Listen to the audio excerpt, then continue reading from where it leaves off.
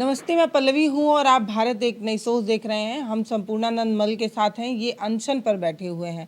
अनशन पर क्यों बैठे हुए हैं और इनकी क्या बात है जो एक गैप देखने को मिल रहा है। ये कह रहे हैं कि 5 सालों से इन्होंने जो है वो ड्यूटी दी, बतौर प्रोफेसर इन्होंने काम किया और बाद में इन्हें जो है ये कहते हुए इनकी नौकरी छीनी गई कि आप इस नौकरी योग्य नहीं है। इस चीज़ को लेकर ये अनशन पर हैं और पूरी बात क्या है वो आराम से तसल्ली से समझने की कोशिश करेंगे। आपका बहुत स्वागत है। आज चौथा दिन है और आप अनशन पर हैं, कारण क्या है? वेलकम पहले ब्रिजेंद्र और पल्लवी को कि इस बर्निंग इशू को आप उठाने आई हैं। विश्वविद्यालय का नहीं, ये देश भर का इशू है। हमको जो है अयोग्य कहकर विश्वविद्यालय से निकाला गया है। अयोग्य कहकर निकाला गया है। मैं एमए प्रथम श्रेणी यूजीसी नेट हूँ। मुझे अयोग्य और राष्ट्रीय पात्रता परीक्षा उत्तीर्ण करके योग्यता हासिल किया हूँ। मुझे अयोग्य इस आधार पर कि बीए में हमारे 33% अंक हैं या 99% कोई नहीं कर सकता। मुझे अयोग्य भारत के ऑनरेबल प्रेसिडेंट, ऑनरेबल गवर्नर भी नहीं कर सकते, जो अपॉइंटमेंट अथॉरिटी हैं वाइस चांसलर्स के। तो मुझे अयोग्य ठहराकर 2008 में एक फ्रॉडुलेंट कुलपति ए.के. मित्तल यहाँ आया था, कार्यवाहक था, जो बाद में टर्मिनेट हुआ और उसकी योग्यता अयोग्य था और टर्मिनेट हुआ। उसका पीएफ पेंशन सब जब्त हुआ। उसने हमारी 5 बरस पूर्व की चली आ रही नियुक्ति on the basis of merit and the procedural नियुक्ति अपॉइंटमेंट। प्रोसीजरल मीन कि कोऑर्डिनेटर के रिकमेंडेशन, वाइस चांसलर के अप्रूवल और रजिस्ट्रार के इशूड अपॉइंटमेंट आर्डर, ये पूरा हमारे पास 2003 अगस्त में मेरा पहला अपॉइंटमेंट लेटर मिला था। एडहॉक मानदेय ऑब्लिक एडहॉक, तो अब मानदेही नियुक्ति होती थी 2004 में, 2003 में, 2004 में, 2005 में, 2006 में, 2007 में मेरी नियुक्ति अप्रूवल के लिए जाता था। ऐसे ही 2007 में ओबीसी बना था कार्यवाहक। और इसके पहले फुल टाइम बीसी जितने भी थे वाइस चांसलर, 2 समय रेवती रमन पांडे जी और अरुण कुमार जी जो पश्चिम से आए थे। अरुण कुमार मित्तल अलग है, अरुण, तो वो योग्यता के आधार पर। और जब रिकमेंडेशन हो रहा था तो उसमें उसके लेटर में जो लेटर था उसमें लिखा जाता था कि शैक्षिक योग्यता इसके साथ भेजी जा रही है। और इसमें देखिए, ये पत्र में ये लिखा गया है कि अभ्यर्थियों की शैक्षिक योग्यता से संबंधित विवरण प्रस्तुत करते हुए निम्नलिखित अभ्यर्थियों का ये लिखा हुआ है। तो शैक्षिक योग्यता 2 थी नियुक्ति की, उस समय भी और आज भी 2 है। एक क्या है कि नेट होना चाहिए, नेट रिमेन कंपलसरी है आज भी यूनिवर्सिटी ग्रांट कमीशन से। लेकिन उसमें एक उप क्लाज है कि जो लोग पीएचडी 93 के पहले थे, बाद में उसमें और संशोधन दबाव जब पड़ने लगा, पीएचडी नेट नहीं मिल रहा था, तो 2003 आ गया, फिर 2009 आया, फिर 2016 तक आ गया कि नेट नहीं है, पीएचडी है तो आपकी नियुक्ति होगी। तो पीएचडी की केस में आप ग्रेजुएशन में मार्क्स 50%, 60% ये लगा सकते हैं। लेकिन इसमें तो ये सर्टिफिकेट है, ये यूनिवर्सिटी ग्रांट कमीशन का सर्टिफिकेट है, जो राष्ट्रीय जो पात्रता परीक्षा होती है उसको उत्तीर्ण करने के बाद मिलता है।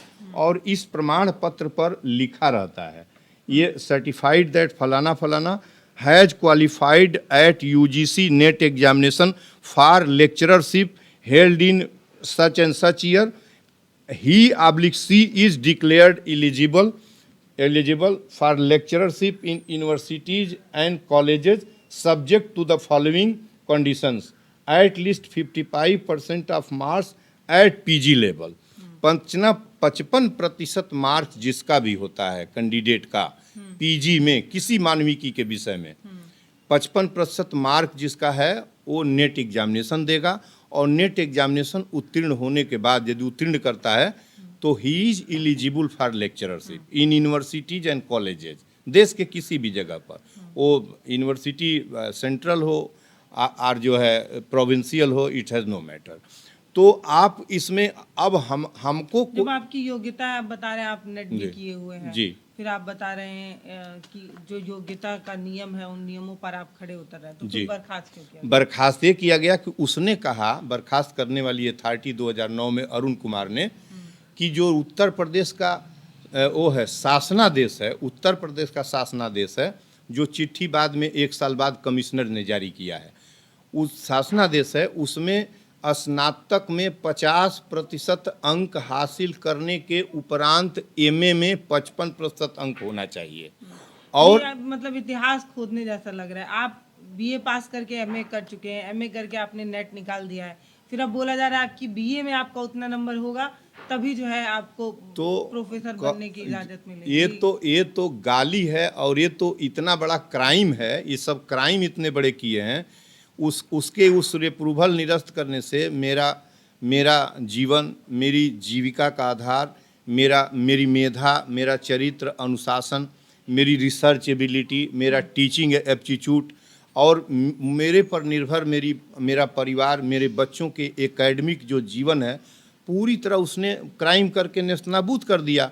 हमको अयोग्य इस देश का ऑनरेबल प्रेसिडेंट भी नहीं कर सकता जब तक ये सर्टिफिकेट है, जब तक नेट किया है, जी इसमें साफ लिखा हुआ है कि आपको पीजी तक के बच्चों को पढ़ाने की अनुमति नहीं है, और इस पूरे ये नहीं लिखा है पल्लवी, इसमें ये लिखा है कि इसमें शामिल होने के लिए यही योग्यता है यूनिवर्सिटी में पढ़ाने के लिए, और इस परीक्षा में शामिल होने के लिए बीए तो आप पास ही होंगे, बीए तो एमए किए हैं तो मान के चलता है कि आप पास होंगे, लेकिन बीए में आप 33% पाए हैं, 99% पाए हैं, 50 पाए हैं, इससे आपको एमए में you have to possess this 50% marks at MA level, and after having above 55% marks at MA level will go to NET examination, and passing NET examination he/she is eligible for lecturership।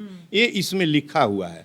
हमको BA में 44 पाए हैं, 33 पाए हैं, कोई मतलब नहीं। हमको यदि ये होता तो इसको देने की और इसको लेने की, जब तुम हम अब क्या जानते, वह तुम्हारा उसमें लगेगा जब तुम गुड एकेडमिक रिकॉर्ड देखोगे कि गुड एकेडमिक रिकॉर्ड किसका है। ओके ना, हमको कहा कि आप अयोग्य हैं, गुड एकेडमिक रिकॉर्ड का प्रश्न, उसका सवाल लाजमी होता तब जब वो आपका ये देखा जाता है कि आप कैसे हाँ, अन्य लोगों में सबके मार्क्स से आपका कम है। समझ रहे ना विजेंद्र जी, कि जैसे अन्य लोग 50 से ऊपर के हैं, आपका 40 है तो कम हो गया, तो ये बात होता तब देखा जाता। लेकिन यदि गुड एकेडमिक रिकॉर्ड भी देखता है विश्वविद्यालय, तो मैंने यहाँ कहा है कि Indologist historian professor J R Rai अभी जीवित हैं, 93 साल के हैं, दुनिया उनको जानती है। उनसे एक बार हम प्रथम श्रेणी पीजी और नेट हैं। यूजीसी के रेगुलेशन में लिखा है कि कोई भी गुड एकेडमिक रिकॉर्ड जो है, प्रथम श्रेणी एमए 55% एबव एंड उसमें नेट होना चाहिए, तभी गुड एकेडमिक रिकॉर्ड बनेगा। यदि नेट नहीं है, एमए 80% हैं, बीए 80% हैं, केवल पीएचडी हैं, तो गुड एकेडमिक रिकॉर्ड नहीं बनेगा। ये लिखा है रेगुलेशन में। अच्छा, तो गुड एकेडमिक रिकॉर्ड जो है, गुड एकेडमिक रिकॉर्ड की है, तो गुड एकेडमिक रिकॉर्ड भी 300 आचार्य यहाँ हैं। इंडोलॉजी, आर्कियोलॉजी, हिस्ट्री में मेरे बराबर गुड एकेडमिक रिकॉर्ड किसी के पास हो, रिसर्च एबिलिटी, यहाँ कोई डीयू और जेएनयू का पीएचडी नहीं है इंडोलॉजी में। मैं स्थापना वर्ष जब से विश्वविद्यालय बना है तब से मैं पहला व्यक्ति हूँ जो दिल्ली यूनिवर्सिटी से आर्कियोलॉजी और हिस्ट्री का पीएचडी हूँ, और एमए प्रथम श्रेणी हूँ, और जो है नेट हूँ, और 88 में भी मैं योग्य हो गया था। 88 यूजीसी का नियम क्या है एक प्रोफेसर बनने के लिए? प्रोफेसर के लिए नहीं, असिस्टेंट प्रोफेसर के लिए। असिस्टेंट प्रोफेसर के लिए केवल पीएचडी चाहिए, और आपके पेपर्स चाहिए, आउटस्टैंडिंग रिसर्च पेपर्स चाहिए, बुक्स चाहिए। असिस्टेंट प्रोफेसर के लिए जिसका नाम पहले लेक्चरर था, प्रवक्ता था, उसके लिए एमए होना चाहिए। एमए, बीए कभी भी क्वालिफिकेशन नहीं था। ओके, एमए होना चाहिए, और एमए में भी 50 नहीं होना चाहिए, 55% होना चाहिए, और केवल एमए से नहीं होगा। 55% मार्क्स आया आप नेट क्वालिफाई कर लेंगे, तब you are eligible for lecturership. आर जो है असिस्टेंट प्रोफेसर जिसे आप कह रही हैं, और एसोसिएट उसके बाद है, उसमें भी यही क्राइटेरिया है, कुछ पेपर्स चाहिए। लेकिन जब प्रोफेसर आप बनने जाती हैं तो नीचे कुछ नहीं देखा जाता, पीएचडी आपका होना चाहिए, आपका रेगुलेशन है। और ये रेगुलेशन है विश्वविद्यालय यूनिवर्सिटी ग्रांट कमीशन का। और जो आपका शासनादेश है वो हमेशा बदलता रहता है। तो शासनादेश रेगुलेशन को, जैसे आप कहिए कि चपरासी सचिव को टर्मिनेट कर दिया, गवर्नर को जो है सचिव टर्मिनेट कर दे, कैसे रेगुलेशन को जो संसद से बना कानून है उस पर कैसे शासनादेश, जो सचिव रोज एक ठो इशू करता है, अपने ज़रूरत के अनुसार शासनादेश निर्गत किए जाते हैं उत्तर प्रदेश के। उससे वो असेंबली का विषय नहीं है और रेगुलेशन भी नहीं है। हमसे इससे कोई मतलब नहीं। हमसे इससे मतलब ये है कि मेरे हाथ में है, जब नेट का है डिक्लेयर्ड करके तो हम BA से क्या जी मतलब है? हमको डिक्लेयर करके यहाँ लिखा है he she is declared eligible for lectureship university, हमको ये मिला हुआ है। तो जिसने भी हमें टर्मिनेट किया है वो अपराधी है पूरी तरीके से। और मैं उसी के लिए मैं 1 साल पहले, इसका बैकग्राउंड ये है कि सितंबर 2024 में मैंने, आपको क्या कह के टर्मिनेट किया गया कि BA अयोग्य हैं, हाँ बीए में 50%, आपका 33%। पहले आप 5 सालों तक पढ़ाए भी हैं। हाँ, उस पर उसको ये तो लिखा भी है, पढ़ाए भी हैं, उसका लिख। तो आपकी नियुक्ति कैसे हुई जब आप योगी ही नहीं थे? ये तो सवाल इन लोगों से इस पत्र को लेके, और एक आपका चैनल मैं चाहूंगा कि ब्रिजेंद्र जी आप दोनों किसी तरह जाते। जिन्होंने आपकी नियुक्ति की होगी उन्होंने कुछ तो देखा होगा। अरे मैं बोला ना कि इसमें ये देखिए यहाँ लिखा है, यही पात्रता के आधार पर आपकी ये रिकमेंडेशन है। हाँ, ये रिकमेंडेशन है, लिखा है शैक्षिक विवरण को देखते हुए। ये रिकमेंडेशन प्रोफेसर केसी लाल जी का है। और ये अनुमोदन देखिए लिखा है, अनुमोदित RR पांडे 22 अगस्त 2003 का। ये RR पांडे का ये हो गया, इस पर नोटिंग हुई है बाबू की। और इसके बाद ये लेटर निकला है, देखिए ये अपॉइंटमेंट लेटर। आप 5 साल बिना योग्यता के पढ़ा रहे थे? जी, अभी विश्वविद्यालय से पूछना चाहिए कि 5 साल बिना योग्यता का आप पढ़वा रहे थे, तो आप उन लोगों को पहले पकड़िए जो अयोग्य, अयोग्य लोग नहीं, अयोग्य लोगों ने कैसे वो तो तीनों अयोग्य हुए ना। कुलपति भी अयोग्य हुए, केसी लाल भी अयोग्य हुए और रजिस्ट्रार भी अयोग्य हुए। अयोग्य ही लोग ना अयोग्य को रखेंगे, तो 5 साल तक अयोग्य टीम रखी थी। और एक फ्रॉडुलेंट कुलपति जो न्यायालय से टर्मिनेट हुआ, सब उसका जब्त हुआ, जिसकी PhD फर्जी थी, जिसकी 1988-90 में जिसकी नियुक्ति फर्जी थी, जो कार्यवाहक कुलपति बना, 1 दिन में हमको हटाना था। देखिए बात ये थी कि मैं ब्राइट स्कॉलर था उस समय भी, और मुझे उसको हटाना था विभाग से। इतिहास का ही वो जो है प्रोफेसर था। तो अब तो कुछ नहीं रह गया। तो अब तक के सभी लोग अयोग्य थे, हम अयोग्य को 5 साल काम लिए। यही एक इंटेलिजेंट और योग्य आए थे। ये शासनादेश आ गया उसी समय उत्तर प्रदेश का।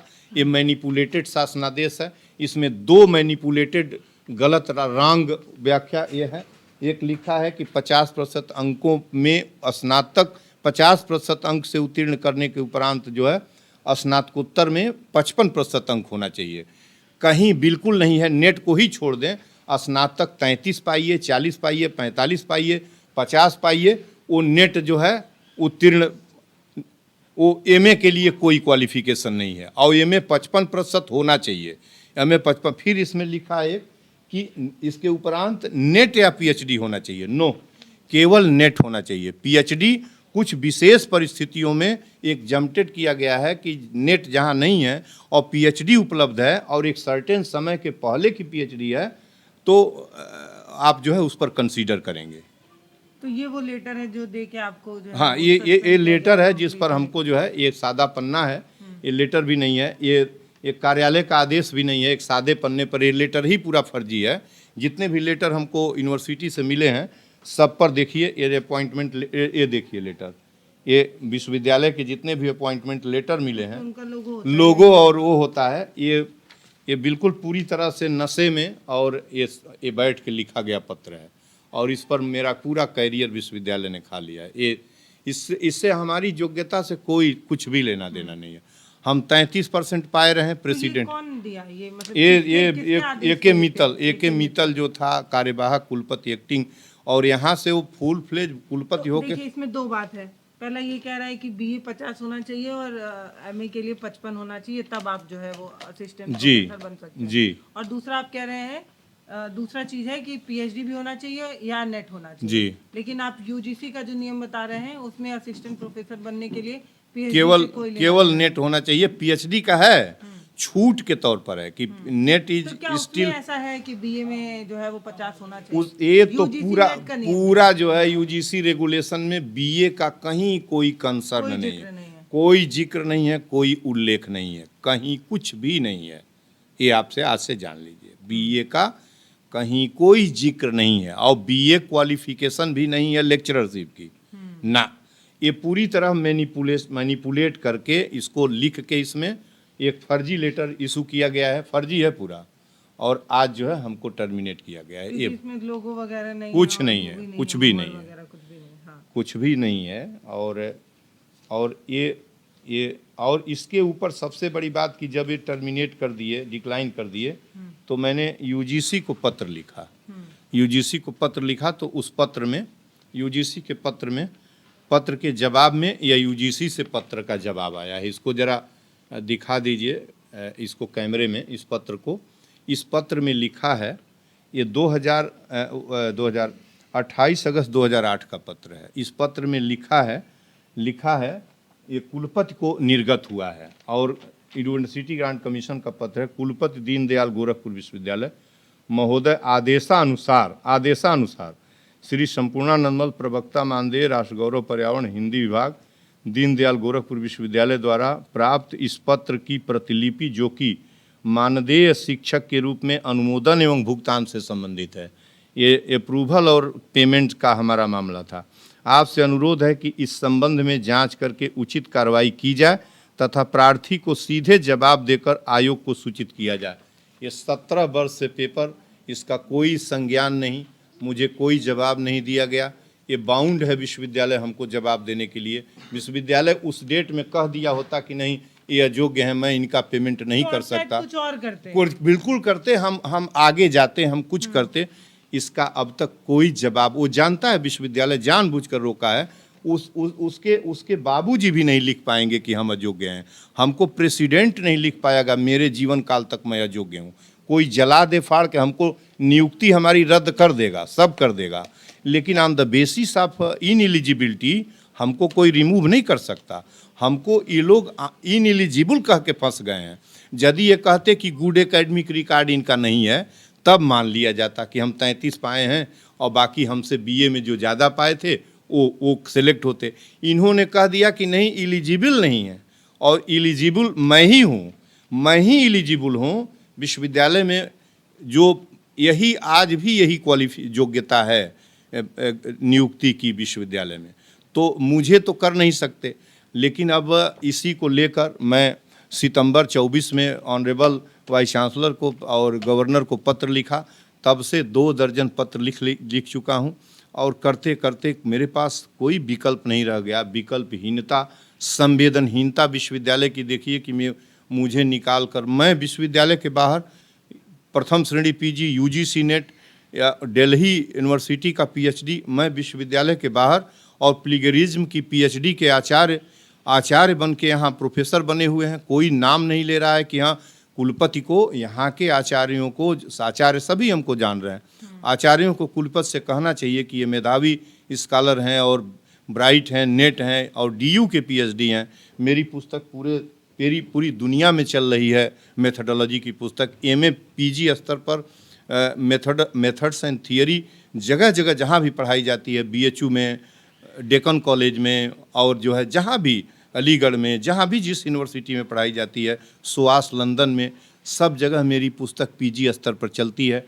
यहाँ के 3 वरिष्ठ आचार्य प्रोफेसर राजवंत राव, शीतला प्रसाद जी और दिग्विजयनाथ के पास मेरी पुस्तक है। मैं कहता तो हूँ कि आप क्यों नहीं किसी से जांच करा लेते, क्या दिक्कत है? आप किसी विद्वत, जो भी रिनाउंड हिस्टोरियन, एक ही आदमी है जो मेरी योग्यता का वैल्यूएट कर सकता है, वो हैं प्रोफेसर जे राय। दूसरे रोमिला थापर हैं जो ग्रेट हिस्टोरियन है, वो 94 साल की हैं, न्यूयॉर्क में रहती हैं। 2 के अतिरिक्त इस विश्वविद्यालय में कौन है जो मेरी योग्यता का मूल्यांकन करेगा? कोई बताए तो कि क्या करेगा। मैं डीयू का पीएचडी हूँ जहाँ मेथड्स से पीएचडी कराई जाती है। ये नकल के प्लेगरिज्म के पीएचडी हैं। ये अलग बात है कि मैं बाहर हूँ और ये तमाशा देख रहे हैं, विश्वविद्यालय तमाशा देख रहा है, लेकिन मैं आज चौथा दिन है अनशन का। और आज यहाँ पुलिस आई थी और सीईओ गोरखनाथ आए थे। काफ़ी जो है जो दहशत यहाँ फैला के गए हैं मेरे परिवार के सामने, जो उन्होंने कहा है कि फीगी बर्न करेंगे तो ऐसा मुकदमा ला दूंगा, पूरे परिवार के बच्चों पर मुकदमा लादने की धमकी दे के गए हैं। न जाने वो का समझ रहे हैं, क्या कर रहे हैं। मैंने एसएसपी को खत लिखा है। कल मैं 12 बजे एसएसपी के कार्यालय पर ठीक एसएसपी के सामने बैठूंगा और उनकी मांग किया हूं कि जुडिशियल इंक्वायरी इस प्रकरण की कराई जाए। मुझे फीगी बर्न मैं प्रेसिडेंट का करूं, उनको ये लगा कि फूकना तो लोकतंत्र में आम आदमी का अधिकार है वो लोकतंत्र पर कहे कि आप मुख्यमंत्री को पुतला लगे फूंकने, आप रोज रोज मुख्यमंत्री का पुतला हम नहीं फूंक सकते हैं, हम प्रेसिडेंट का पुतला फूंकेंगे। वो मुख्यमंत्री का पुतला फूंकने के लिए मुझे पूरे परिवार पर धमकी दे के मुकदमा दर्ज कराने की, और वो बिगाड़ते कि हमारे बच्चे नौकरी नहीं पाते। वो उनकी जुडिशियल इंक्वायरी की जाए। कल मैं तो एसएसपी के यहाँ चलूँगा। उनके इस अभद्र और धमकी भरे और दहशत का जो उन्होंने यहाँ माहौल खड़ा किया, कम से कम 3-4 एसआई के साथ पहुँचे, बाहर पुलिस अंदर पुलिस, आते ही न जाने किस तरीके से हमसे संवाद करने लगे। ऐसा संवाद कर रहे थे, हमने कहा हमको डेमोक्रेसी और कॉन्स्टिट्यूशन चाहिए, हम प्रेसिडेंट का पुतला फूंकेंगे। इससे उनको ये था कि हमने कल फीगी बर्न का माननीय मुख्यमंत्री जी को कहा। माननीय मुख्यमंत्री का शहर है ये, जोगी गोरख का शहर है ये, बिस्मिल का शहर है, और यहाँ ये विश्वविद्यालय हमारे पर क्रूर अत्याचार कर रहा है। मैं अयोग्य ठहरा के, मुझे अयोग्य ठहराया जाएगा विश्वविद्यालय में, और 300 आचार्य प्लेगरिज्म की पीएचडी से और प्रोफेसर रहेंगे, मैं अयोग्य रहूँगा। ये जुर्म है कि नहीं है? ये जोगी का शहर है, जोगी को देखना चाहिए कि नहीं चाहिए? मैं तिरंगा उठाऊंगा। कल तक आप कहाँ मतलब इस चीज़ को लेकर अपनी आवाज़ उठा चुके? अभी हम honourable governor, honourable vice chancellor का तो काम ही है, उनको दिया हूँ। उसके बाद गवर्नर जब चाहें तो जवाब आता है? एक जवाब नहीं आया 25-30 पत्रों में। उसके बाद मैंने ज्ञापन थ्रू कमिश्नर दिया, चूँकि कमिश्नर कस्टोडियन है स्थानीय स्तर पर। यदि विश्वविद्यालय में कुछ गड़बड़ी हो रही है तो कमिश्नर उसमें देखेगा, कमिश्नर का राइट है। कमिश्नर को ज्ञापन दिए, ज्ञापन दे के गवर्नर हाउस में भेजे।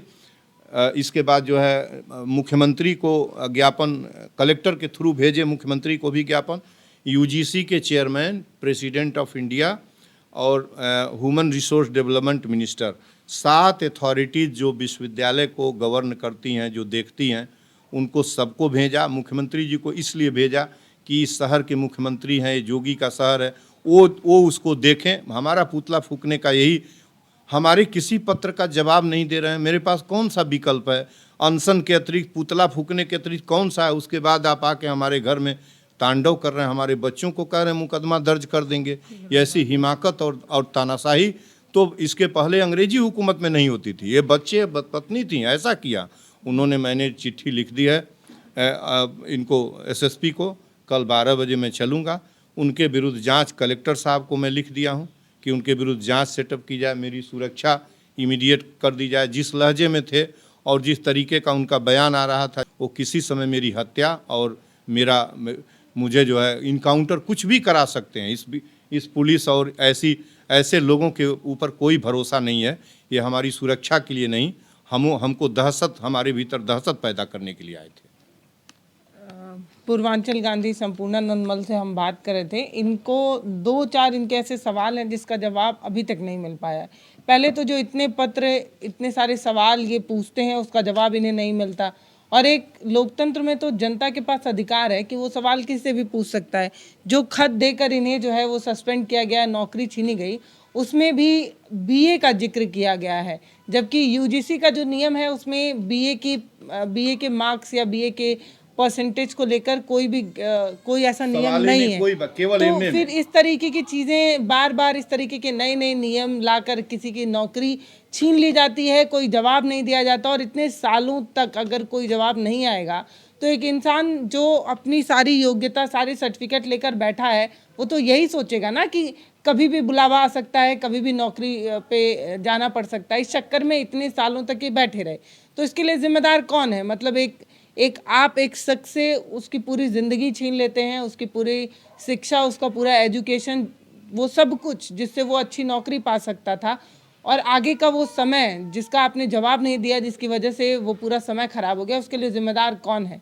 ये एक सवाल है जिसका जवाब शायद देना चाहिए। और अगर आप ऐसे ही चुप्पी साधे रहेंगे, किसी को अटकाए रहेंगे और वो इंतज़ार में रहेगा 10, 12, 15 साल, तो उसकी तो ज़िंदगी खत्म हो जाएगी। इस पत्र का जवाब अब तो भी कहेंगे कि अब आप नियुक्ति लेकर क्या करेंगे? अब तो मैं तो रिटायरमेंट कुछ का नहीं, समय मेरा आ मैंने बोला ना कि अब तो मेरे रिटायरमेंट का समय आ मेरे गया। पा ही गया 2 साल है। मेरे परिवार का, मेरे बच्चों का सबसे ज़्यादा शिक्षा और मेरी मानसिक स्थिति को इस विश्वविद्यालय ने जो डैमेज किया है, मुझे इन्होंने इस अपॉइंटमेंट, इस डिक्लाइन लेटर में तथाकथित नियुक्ति लिखा है। हमको नेट जेआरएफ को तथाकथित नियुक्ति लिखा गया, जिसके लिए मैंने फिर 5 सालों से क्यों पढ़वा रहे तो ये तो इनसे कोई सवाल पूछे कि क्यों पढ़वा रहे थे। अब पल्लवी जी, ये पत्र जो है 17 वर्षों से ये पत्र अप्रूवल और भुगतान से संबंधित यूनिवर्सिटी ग्रांट कमीशन का अथॉरिटी का पेपर है, जिसका रेगुलेशन अपॉइंटमेंट में चलता है।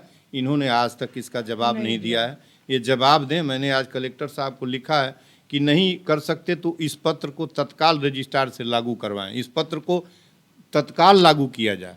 और अब तो हमारा इन्होंने सब हमारी पोटेंशियलिटी इन्होंने ख़त्म कर दी है। मैं आर्कियोलॉजिकल सर्वे ऑफ इंडिया का जेआरएफ था। मैं 41 साल की उम्र में हमको टर्मिनेट किया गया है। मैं सोआस लंदन से आर्कियोलॉजी में पीएचडी करना चाहता था एक फेलोशिप से। न जाने मैं क्या करता, मेरे सपनों को किस तरीके से इन सबों ने गाड़ा है। एक धूर्त और एक निकम्मे कुलपति ने जो निर्णय लिया, और आज तक भी अभी भी ये जो हैं कभी विचार। मैं तो ये कहता हूँ कि मुझसे योग्य इन 300 आचार्यों में यदि प्रथम श्रेणी पीजी यूजीसी नेट अयोग्य, तो 300 आचार्यों में योग्य कौन, इसकी जांच करा ले कि मुझसे योग्य कौन है। आप मुझसे अच्छी शैक्षिक योग्यता और रिसर्च एबिलिटी किसी विद्वान से जो इंडोलॉजिस्ट हो, उससे जांच करा लें कि किसके पास इस विश्वविद्यालय में है। ये सारा गेम क्रिमिनलाइज्ड खेल खेला जा रहा है। मेरा एक एक दिन, मेरा जीवन, मेरे परिवार का पतन, मेरे बच्चों का कैरियर सब जमीन में दफन होता जा रहा है। जब आप मनमाना रवैया और तानाशाही रूप अपनाते हैं, किसी को जवाब नहीं देते, इंतज़ार में लोगों की ज़िंदगी कट जाती है और वो सिर्फ ये सोचता रह जाता है कि आपने उसे अयोग्य क्यों कह दिया, जब उसने सारी डिग्री सब कुछ हर चीज़ में फिट है, फिर आप उसको अयोग्य कैसे ठहरा सकते हैं? ये तो पूरे मतलब जितनी एजुकेशन, जितनी शिक्षा उन्होंने अर्जित किया, सब पर एक सवाल है। फिलहाल इस वीडियो को शेयर करिए, उन लोगों तक ज़रूर पहुंचाइए जिनकी जिम्मेदारी है या जिन्हें इसका जवाब देना था और उन्होंने पूरी ज़िंदगी जो है जवाब नहीं दिया, सिर्फ इस कागज़ों को फाइल में दफन करते रहे। और आज ये समय आ गया है कि अनशन करना पड़ रहा है। आज चौथा दिन है और अभी तक जो है पूर्वांचल गांधी जो है अनशन पे हैं, और आगे अभी कितने दिन अनशन पर रहेंगे इसकी जानकारी जो है नहीं, लेकिन हम इस मुद्दे पर लगातार आपको खबरें दिखाते रहेंगे। नमस्कार।